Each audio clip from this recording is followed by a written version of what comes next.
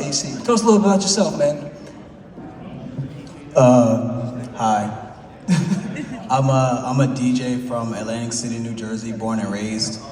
Gonna be 35 years old next month. I've been DJing since, oh hey, what's up, Wendy? I've been DJing since 2015.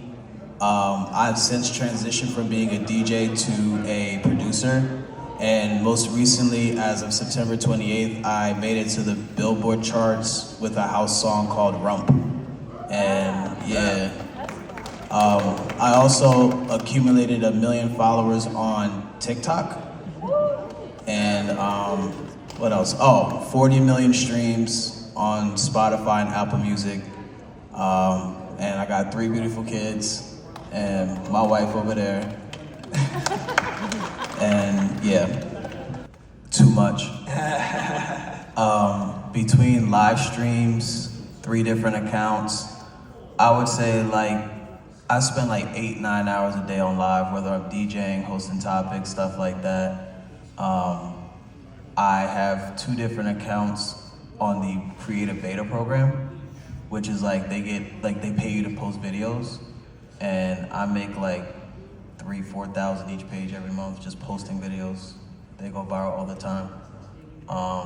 And I get paid like, you know, the gifts and stuff like that. So content creating is like my second full-time job outside of DJing.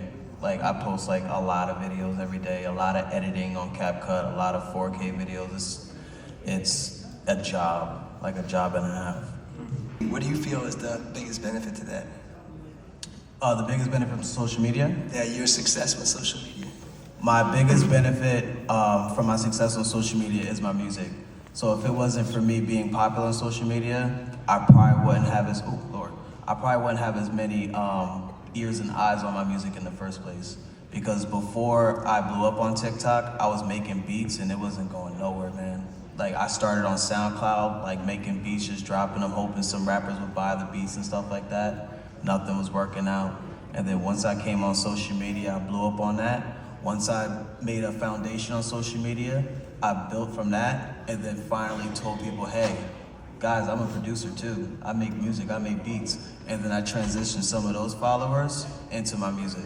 So now because I did that, I went from only 20 people following me on SoundCloud to now I'm a verified artist on SoundCloud because of social media. Now I'm a verified artist on Spotify, and I have almost 500,000 monthly listeners on Spotify because of social media.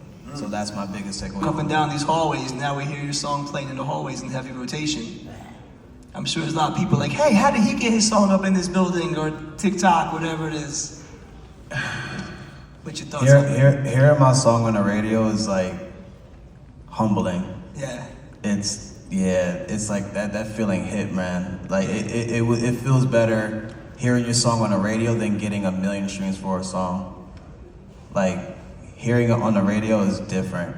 Though I would say the only feeling that's better than that is obviously making the Billboard chart.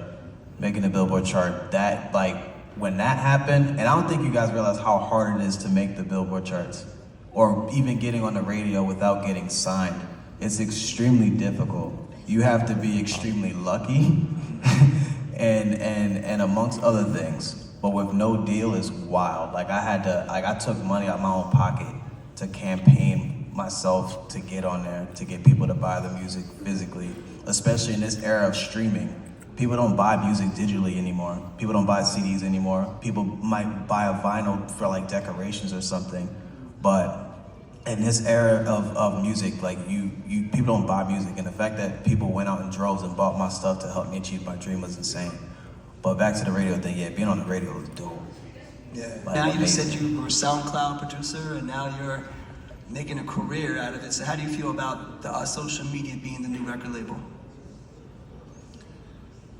You want me to be honest? Absolutely. I don't like it. No? Okay. No, it doesn't hit the same. Okay. Like social media being a label, it's like, how can I explain it?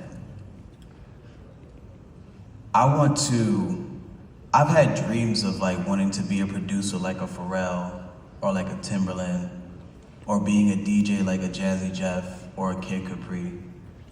And the way they went about it, what they had to go through, they didn't consider no social media as a record label. So why should I? If I want to be like the greats or surpass them, I gotta have the same mindset as them. And that's not the mindset they had when they was coming up. Like me, I'm very driven. Like once I have my head set on a goal, it's like very hard to take me off of it.